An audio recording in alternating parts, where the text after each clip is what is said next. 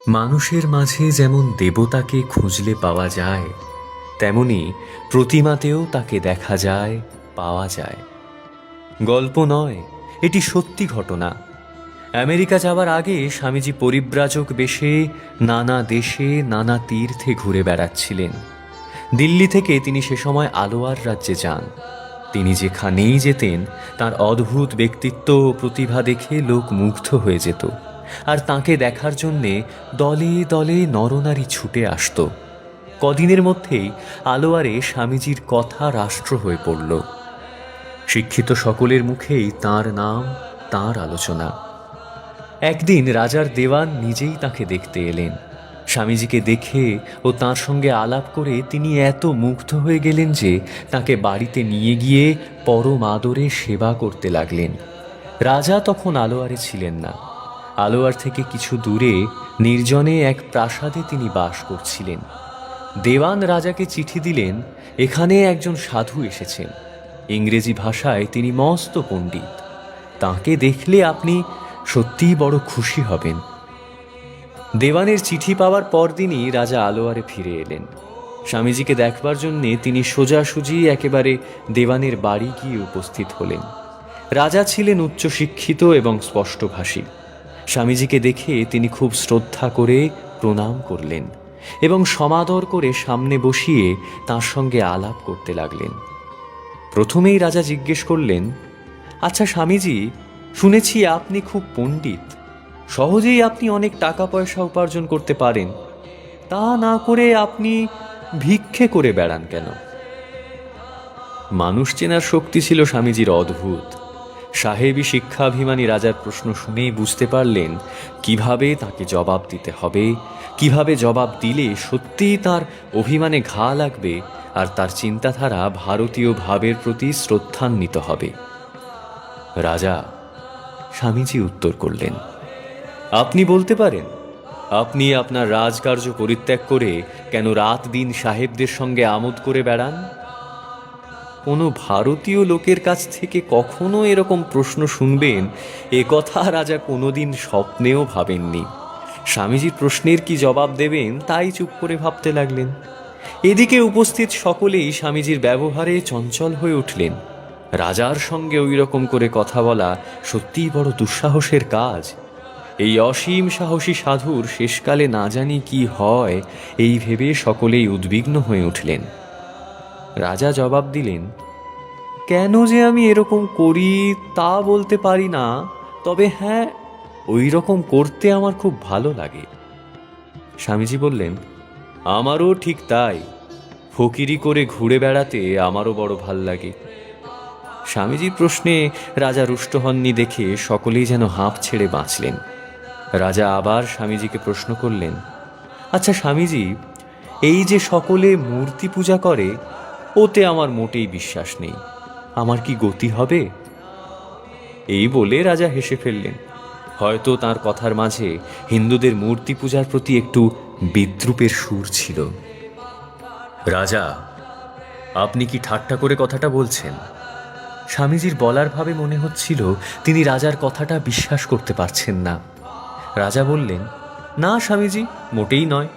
দেখুন, বাস্তবিকই আমি অন্য লোকের মতো কাঠ, মাটি, পাথর, ধাতু এ সকলের পূজা করতে পারি না। এতে কি আমার অমঙ্গল হবে? স্বামীজি জবাব দিলেন, যার যেমন বিশ্বাস। স্বামীজির এই ছোট উত্তরে উপস্থিত ভদ্রলোকেরা কেউই খুশি হতে পারলেন না। আলোয়ারের অধিবাসীদের সবাই প্রায় কৃষ্ণ ভক্ত। মূর্তি পূজায় তাদের দৃঢ় বিশ্বাস। তারা আশা করেছিলেন স্বামীজির সঙ্গে আলাপ করে রাজার মতিগতি বদলাবে।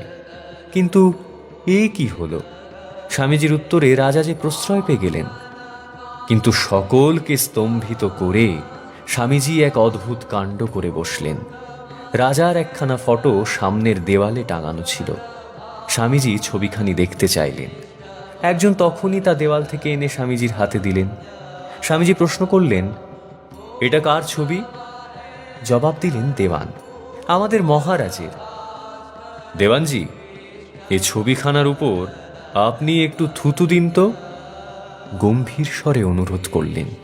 স্বামীজির অনুরোধে সকলেই ভয়ে একেবারে শিউরে উঠলেন। সামনেই সর্বময় কর্তা, রাজ্যের মালিক মহামান্য রাজা বাহাদুর, আর তার ফটোতেই থুতু দিতে হবে? স্বামীজিরে কি রকম খেয়াল! শুধু খেয়াল নয়, কত বড় স্পর্ধা! স্বামীজি আবার বললেন, দেওয়ানজি, এই ফটোখানির উপর আপনি থুথু দিন। কারোর মুখে কথাটি নেই। আবার স্বামীজির অনুরোধ, আপনাদের মাঝে যে কেউ একজন এসে এতে একটু থুতু দিন। দেওয়ানজি পারলেন না, আপনাদের একজন আসুন। কেউ আসতে সাহস করলেন না। স্বামীজি বললেন, কেন আপনারা আসছেন না? এ তো একটা কাগজ মাত্র, এতে থুতু দিতে আপনাদের এত আপত্তি কেন? উপস্থিত রাজভক্তদের তখনকার অবস্থা বলার চেয়ে কল্পনা করা সোজা। সকলে ভয়ে জড়সড়। দেওয়ানজি একবার রাজার দিকে আর একবার স্বামীজির দিকে ভয়ে ভয়ে তাকাচ্ছেন। কারোর মুখে কথা নেই। দেওয়ানজি শেষকালে জোর হাতে বললেন, এ কি রকম আদেশ! এটি আমাদের মহারাজের ছবি, এর প্রতি অসম্মান আমরা কি করে করি বলুন? সে কথা দেওয়ানজি, স্বামীজি হেসে উত্তর করলেন, এটি আপনাদের মহারাজের ছবি হতে পারে, কিন্তু এটি স্বয়ং মহারাজ নন। এতে না আছে আপনাদের রাজার রক্তমাংস, না আছে কথাবার্তা, না আছে চালচলন। এটি তো এক টুকরো কালি মাখানো কাগজ মাত্র। কেন আপনারা এতে থুতু দিতে এত সংকোচ করছেন? স্বামীজির কথার কেউ উত্তর দিতে পারলেন না। সবাই মাথা হেঁট করে রইলেন। তখন তিনি আবার বলতে লাগলেন, কেন আপনারা ভয় করছেন তা আমি বলছি, শুনুন। এ ছবিখানাতে রাজার সাদৃশ্য, রাজার প্রতিকৃতি আমরা দেখতে পাচ্ছি। এটিতে থুতু দিতে গেলেই আমাদের মনে হবে আমরা রাজার গায়েই থুতু দিচ্ছি, নয় কি? এতক্ষণ পর দেওয়ানজি আর উপস্থিত সকলে যেন প্রাণ ফিরে পেলেন। তাদের পরিচিত স্বামীজিকে তারা আবার যেন ফিরে পেলেন। একসঙ্গে অনেকেই বলে উঠলেন, আজ্ঞে হ্যাঁ, তাই বটে। রাজাকে উদ্দেশ্য করে স্বামীজি বললেন, দেখুন রাজা, এ ছবিখানা তো আর স্বয়ং আপনি নন, এক টুকরো কালি মাখানো কাগজ ছাড়া আর কি। কিন্তু তবুও এরা সকলেই আপনাকে যেমন সম্মান করেন, ছবিখানিকেও ঠিক তেমনই সম্মান করেন।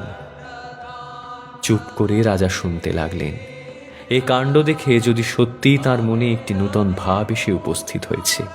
স্বামীজি বললেন, রাজা, আপনার ছবির দিকে চাইলেই এদের মনে আপনার স্মৃতি জেগে ওঠে। এ ছবির মাঝেই তাই এরা আপনাকে অনুভব করেন। এই জন্যই এ কাগজখানার এত সম্মান, নয় কি রাজা?